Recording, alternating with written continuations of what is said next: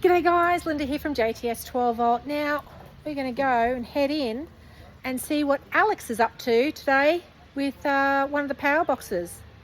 Let's go have a look. G'day Alex, how you going? G'day. Now you're in the process of building one of the expedition boxes here. What have we got inside? So it's actually a pretty nice box. It's nice olive green.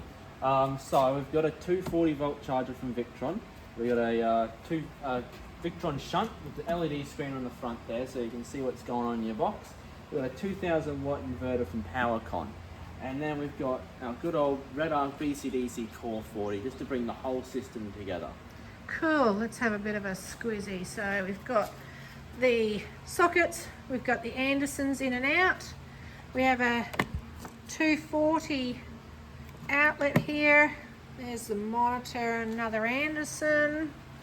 And then inside, so it's standing on its head while he's working on it.